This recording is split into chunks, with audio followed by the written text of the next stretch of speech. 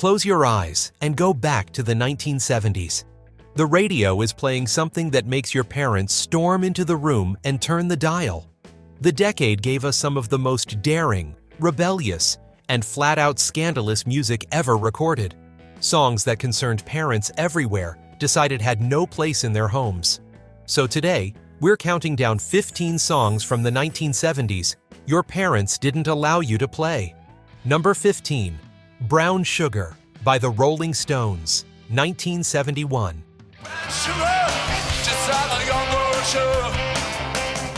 The Rolling Stones had been making parents nervous since the mid-1960s, but Brown Sugar, released in 1971 as the lead single from the album Sticky Fingers, raised the tension considerably. The song's lyrics touched on subjects that were genuinely taboo in mainstream culture at the time, delivered by Mick Jagger with a casualness that made the whole thing feel even more provocative than a more obviously scandalous approach might have. Keith Richards' opening guitar riff became one of the most immediately recognizable sounds in rock, which meant you could not turn it off quickly enough once it started. The riff alone announced exactly what was coming.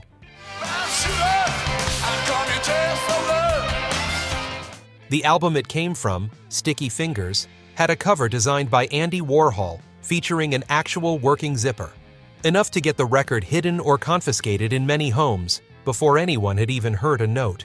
Brown Sugar reached number 1 on the Billboard Hot 100 in May 1971 and number 2 in the UK.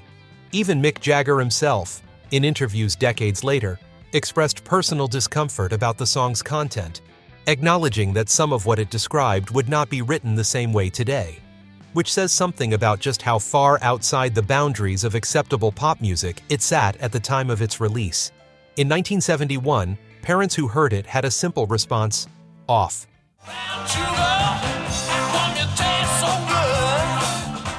Number 14, School's Out by Alice Cooper, 1972. Alice Cooper had already built a reputation as rock's great theatrical provocateur by 1972.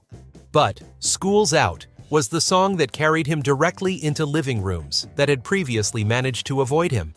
The song became an instant anthem for every student who had ever sat through a class they hated, and its message, that authority, routine, and institutional rules were things to be gleefully dismantled, was not subtle. Cooper's stage show at the time involved simulated executions, live snakes, and theatrical chaos that parents read about in newspapers with genuine alarm.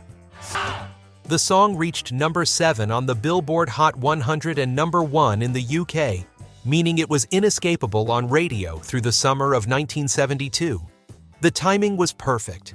Every teenager in the country heard it at the exact moment school actually let out for summer, which amplified its impact immeasurably. Alice Cooper understood the theater of outrage better than almost anyone in rock at the time, and School's Out was his most precisely calibrated provocation.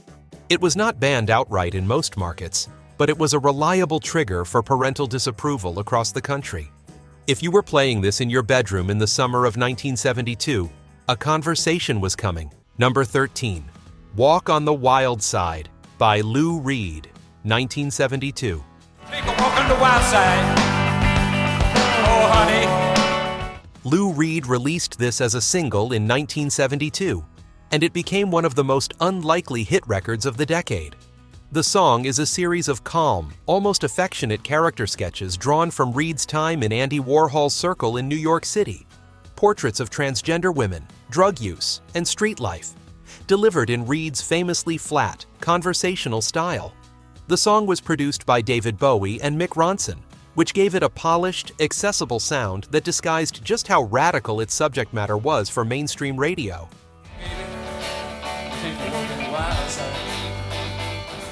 Remarkably, Walk on the Wild Side received significant radio airplay despite everything it described, reaching number 16 on the Billboard Hot 100 and number 10 in the UK. Many radio programmers simply didn't listen closely enough, or chose to look the other way. Parents who did listen closely were a different matter. For a generation of teenagers in 1972, it was the first time many had heard these worlds described in a pop song at all, spoken of not with alarm or condemnation, but with warmth. as though these were simply people worth knowing about. That was, in its way, the most radical thing about it.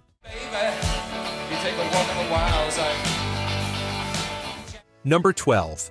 Love to Love You Baby by Donna Summer, 1975.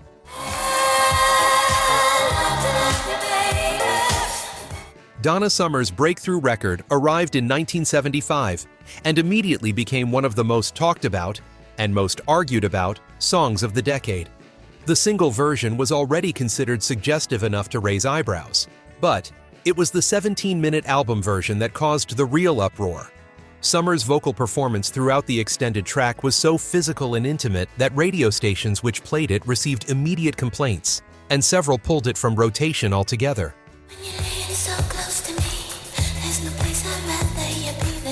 The BBC banned it.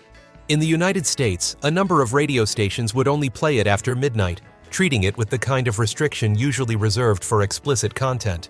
The song reached number 2 on the Billboard Hot 100, meaning it was enormously successful, despite, or because of, all the controversy. Summer herself later expressed ambivalence about the record in interviews, noting that it had been recorded almost as an improvisation in a single session, and that she had not anticipated the scale of the response. Her later career took her in very different directions, including gospel music. But in 1975, Love to Love You Baby was simply the song that parents confiscated on sight.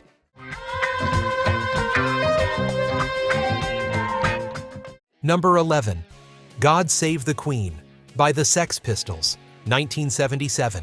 God save the Queen! She ain't no human being! Released in May 1977 and timed deliberately to coincide with Queen Elizabeth II's Silver Jubilee celebrations, God Save the Queen was a direct, unambiguous attack on the British establishment and the institution of the monarchy. The BBC refused to play it. The vast majority of major record retailers refused to stock it. When independent chart monitors showed it reaching number 1, the official UK chart listed it at number 2, a discrepancy that many in the music industry attributed to deliberate manipulation to prevent the public embarrassment of having this particular song occupy the top position during Jubilee Week.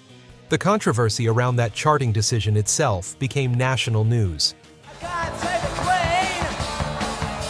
She ain't no human being!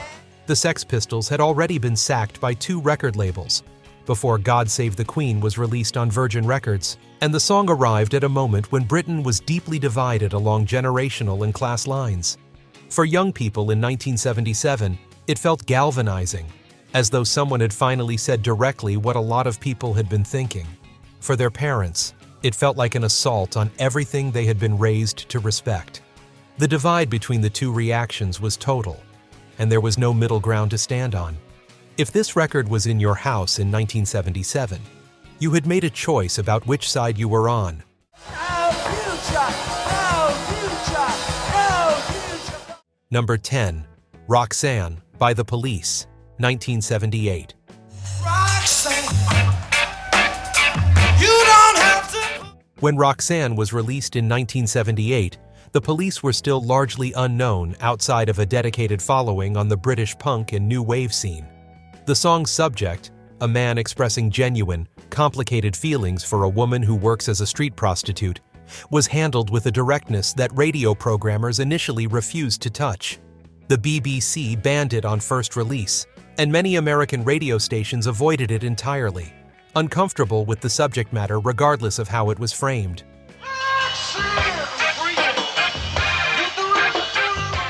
The song became a hit anyway, driven by word of mouth and late-night airplay on more adventurous stations, eventually reaching wide audiences through 1979 and beyond. It reached number 12 in the UK and became a substantial hit in the United States after a re-release. Parents who learned what the song was about were not pleased. What made their objections particularly sharp was that Sting delivered the lyrics with genuine emotional weight rather than sensationalism, which, to some adults, made it feel more troubling rather than less. The Police went on to enormous commercial success in the following years, but Roxanne remained the song parents remembered as the one that first put the band on their radar. Roxanne, you don't have to... Number 9. Highway to Hell by AC/DC, 1979.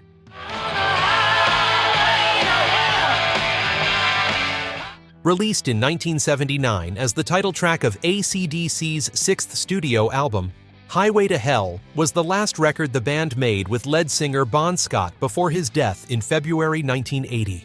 The album and the song became touchstones for hard rock fans everywhere, but in households across the country, the title alone was sufficient to end the matter before the music had even played. Parents who were already suspicious of hard rock found in AC/DC exactly what they had been afraid of.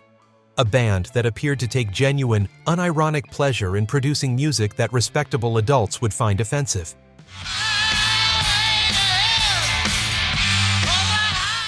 The song reached number 47 on the Billboard Hot 100, modest by pop standards, but AC/DC were never a pop band, and their audience didn't need the mainstream charts to find them.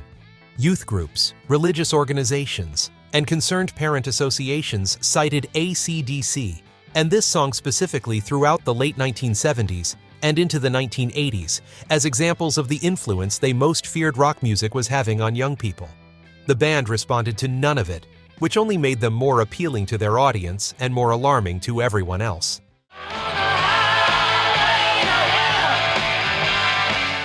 Number 8. My Ding-a-Ling by Chuck Berry, 1972. She told me it was my ding-a-ling-a-ling-o. Here is one that fooled almost everyone, at first. Chuck Berry's My Ding-a-Ling was released in 1972, recorded live at the Lanchester Arts Festival in Coventry, England, and became his only #1 single in the United Kingdom, where it spent 4 weeks at the top of the charts. It also reached #1 in the United States, making it his biggest commercial hit after nearly 2 decades in the music business.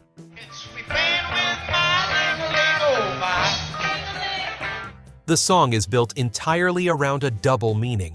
Its surface reading is an innocent childhood playground rhyme about a small bell on a string that the narrator treasures.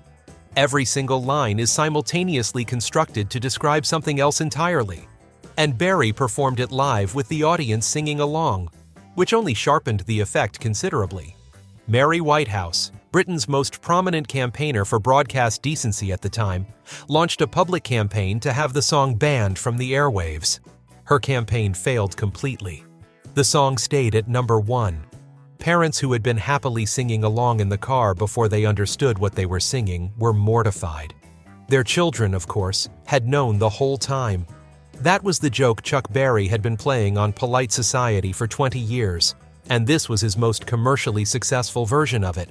She told me it was my ding-a-ling-a-ling-o. Number 7. Whole Lotta Love by Led Zeppelin, 1969, dominant on 1970s rock radio.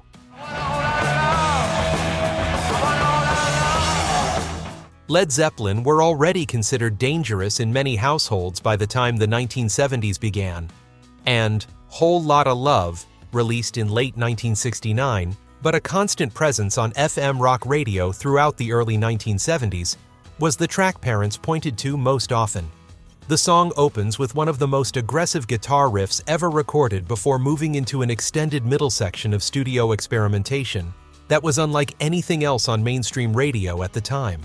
Robert Plant's vocal delivery throughout was raw, physical, and unapologetic in a way that made parents deeply uncomfortable.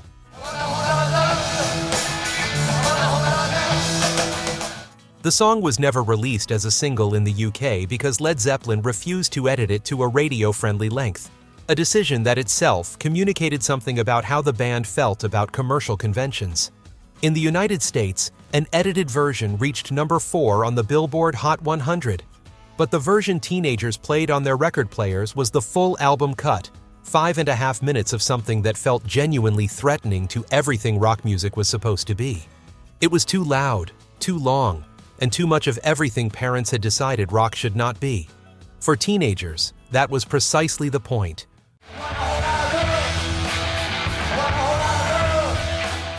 Number 6.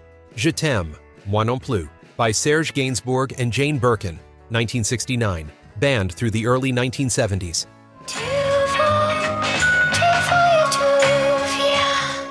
Originally recorded in 1967 with Brigitte Bardot, who then requested it be withheld from release. The version featuring actress and singer Jane Birkin was released in 1969 and became an international phenomenon that continued to generate controversy well into the 1970s. The song reached number 1 in the UK and charted across Europe, and its infamy spread to every country where it played.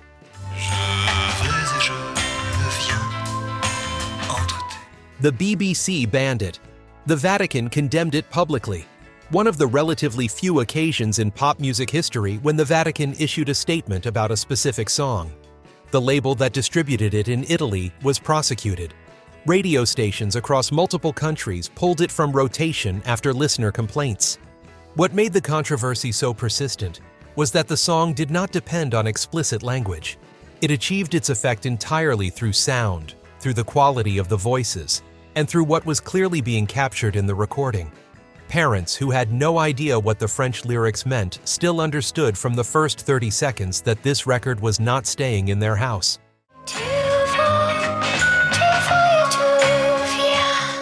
Number 5. Afternoon Delight by Starland Vocal Band, 1976.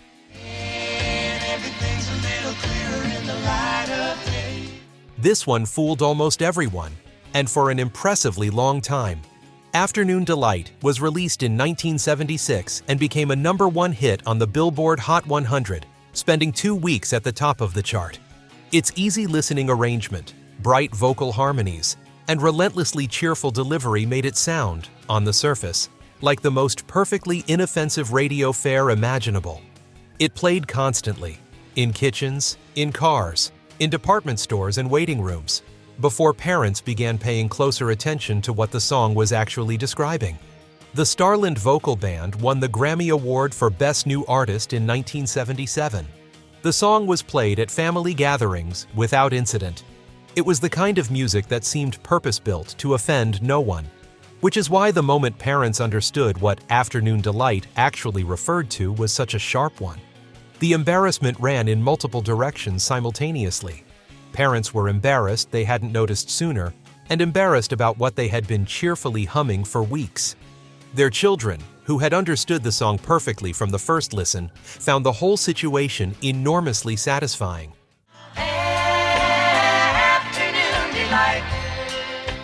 Number 4.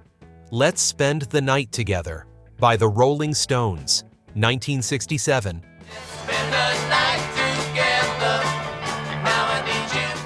Originally released in January 1967, this song remained a constant presence on rock radio and a recurring source of domestic friction throughout the 1970s. Its history added an extra layer to every argument it caused. When the Rolling Stones performed it on The Ed Sullivan Show in January 1967, the show's producers demanded they change the central lyric for the broadcast. The band complied, altering it for that one performance, while Mick Jagger made his feelings about the compromise visibly and memorably clear, rolling his eyes to the camera every time he sang the altered line. The moment became one of the most famous in rock television history, and it was replayed and discussed for years afterward.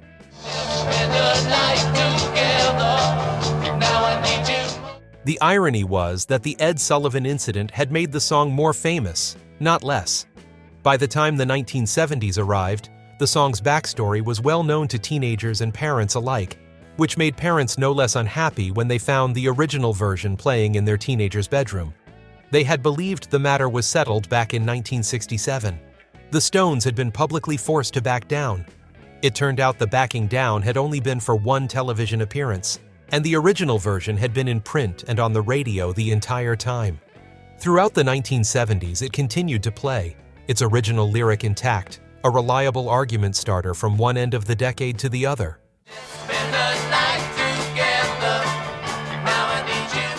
Number 3. Aqualung by Jethro Tull, 1971.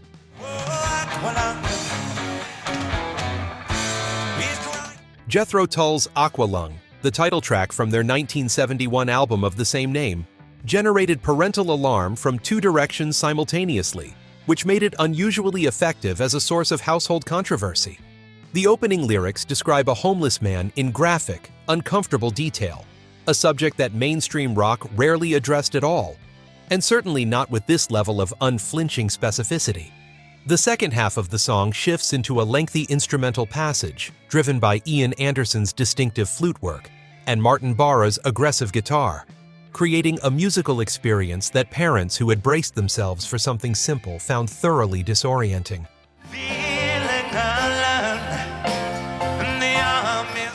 The album as a whole engaged seriously with organized religion as a subject, examining institutional Christianity critically and without reverence, across a suite of songs that treated the church as a system worth scrutinizing rather than a topic to approach carefully.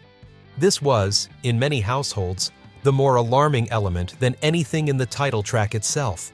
Parents who could tolerate a song about a homeless man found the album's broader theological skepticism considerably harder to accept. Aqualung reached number 33 on the Billboard Hot 100 and became a rock radio staple, meaning it was not easy to avoid. Many teenagers made sure their parents knew exactly what they were listening to. Many parents wished they had remained in the dark.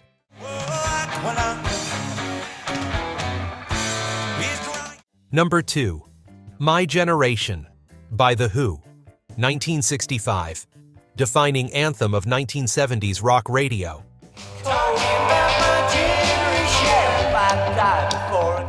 Originally released in 1965, and one of the most frequently played tracks on rock radio throughout the entire 1970s, My Generation earns its place near the top of this list, not just for its content, but for its remarkable longevity as a source of parental frustration. The song did not age out of controversy. If anything, it became sharper as the years passed, and the generation that had first rejected it became the parents now hearing it played in their children's bedrooms. Nothing about the song had changed. Everything about the situation had.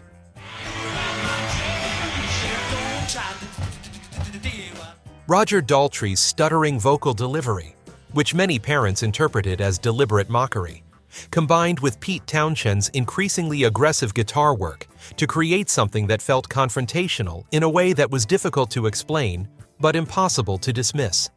The song's central declaration, that the older generation should simply move aside, was delivered without softening, without qualification, and without any apparent concern about the response. The Who's documented habit of destroying their instruments at the end of performances added to the general impression that this was a band with no interest in being acceptable. What made My Generation remarkable was that it captured something genuinely true about the distance between two generations, and the generation being addressed understood exactly what was being said.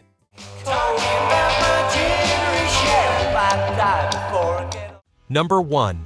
Physical by Olivia Newton-John, 1981, product of the late 1970s pop shift.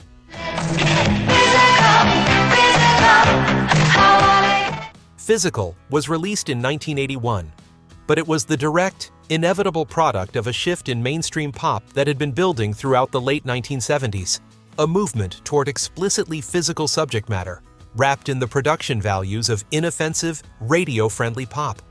The song spent 10 consecutive weeks at number 1 on the Billboard Hot 100, making it the biggest hit of 1981 and one of the most successful singles of the entire era.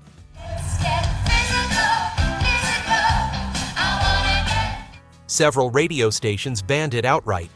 The city of San Antonio, Texas, briefly banned it from city-owned radio stations. What made the parental reaction particularly intense was the identity of the performer. Olivia Newton-John had previously been associated almost exclusively with wholesome, family-friendly entertainment through her music and through her role in Grease, which most parents had considered harmless enough.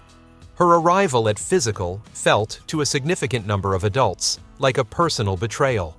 Newton-John discussed the song in later interviews with some amusement about the reaction it produced, acknowledging that the gap between her previous image and this record was considerable. It sold regardless. It always does. And for the generation that grew up hearing it, and hearing their parents object to it, it remains one of the definitive sounds of a decade that consistently refused to stay inside the lines anyone drew for it.